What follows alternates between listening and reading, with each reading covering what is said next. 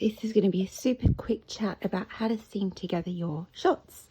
So you've made your front and your back, and you have one piece that is one row larger than your other piece.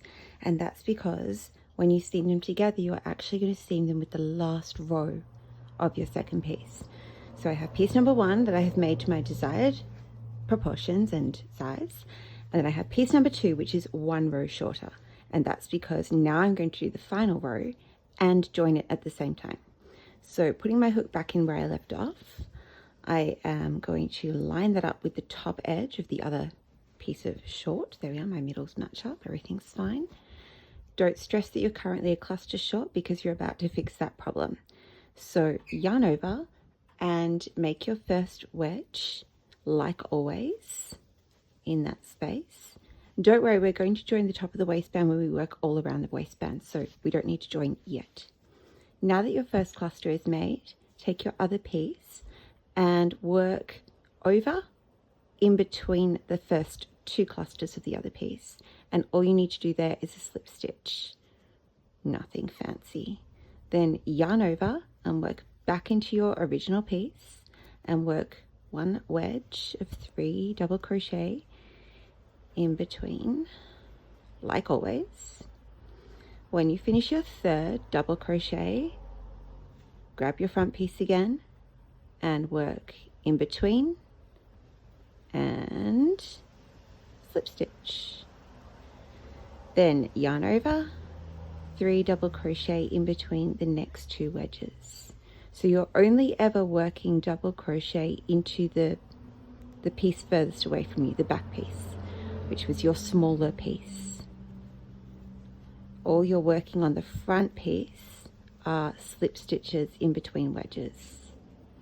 And if you wanted to have a little gap, you could absolutely, chain a couple of stitches and then do your slip stitch here. But because I want my seam to kind of blend in with the rest of the shorts and just be a nice color change down the edge, not have a big lump or stitches sticking out, I am choosing to join this way. Yarn over, back in between. 1, 2, 3, over and out. And here we are at the final corner. 1, 2, 3. And this is where you might make a style choice to let your shorts have a little V opening, or you can slip stitch here and then chain 2 for the rest of your corner and continue around your perimeter. Whoopsie daisy, I split the yarn. So now that I've finished this wedge, I'm just going to show you what my side seam looks like. So as you can see, there's no running of one line of stitches. You just have the wedge kind of worked over the other side, which looks pretty cool. It's a bit of an invisible seam. And you can also use this technique when you're working on a hexagon cardi or hexagon hoodie. It's just a neat way of seaming. And as I said before, when I come to work around my waistband, that's when I will join these 2 together just by working into this and then into that immediately so that they come together. So there you go. That's how I've worked the side seams on my shorts.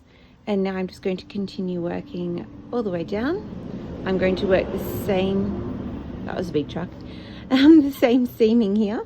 So maybe if you want to hang on a minute, I can just whiz across here and then I'll meet you at the crotch. Of course, how many wedges you're working is going to depend on your hook size, your yarn size, and your body size. So there is no right or wrong number. It's just to fit your body and your proportions. I love this color changing yarn. It's pretty crazy. It's sat for a couple of months, so I thought, what on earth am I going to do with that? And then I thought, of course, it has to be a festival set. It just has to be. There is nothing else for it. So when I hit my next corner, that's where I will make the crotch of the shorts. And I would probably recommend that you seam the crotch and then you stop what you're doing and you try them on.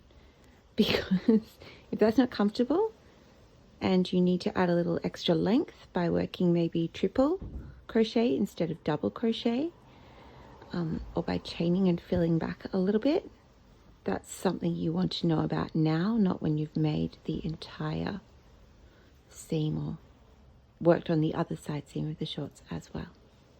Okay, so here I come. I am just about to reach my corner, so I want to make sure I'm not twisting, that I've got these things accurately folded. I find my other corner here, and I'm going to match up. This actually matches with that V there, because remember that's correlating with this here, okay, because we're working around and we're going to add our next 2 wedges in the top. Those 2 wedges will match with these guys. So just try to understand where you're actually working to. So this is going to work into this space, and all I do is slip stitch over just like I did before, then yarn over, work back into my next space, which happens to be the corner.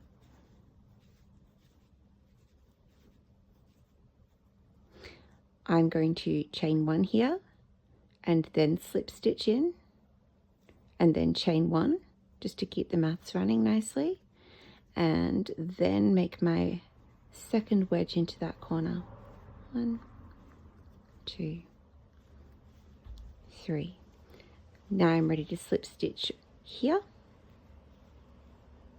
and now I'm all done. That's actually my little gusset just there.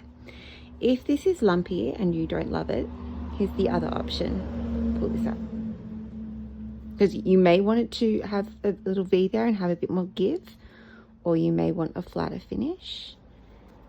If you would like a flatter thing going on here, the easiest way to do it is just to run a couple of slip stitches across the front, 2, 3, across your wedge, and now here join your chains together. I'm just going to use single crochet so you can see what I'm doing. You could also slip stitch. I'm using single because they've got a bit more give. And then work across the front again. Oops. Which I'll get one day. 1, 2, 3. And now you're ready to pick up here with a slip stitch through both. Oops, that was a single crochet. Slip stitch, there we go. And now you're ready to continue on as before, working your 3 double crochet in between each. And that's going to give you a slightly different shape at the crotch, which is going to be a little bit flatter, that's all. So up to you. I really suggest that here, once you've finished that little bit of seam, however you choose to do it, you stop and try these on and make sure you're comfortable. You may also discover that you would like a wider crotch, in which case you can start the wedge before. You can pick up and rejoin here and then work across and make sure that you are symmetrical, because otherwise you'll have a wonky crotch and wonky leg holes. So that's just going to be a matter of your personal proportions and the fit size that you would like.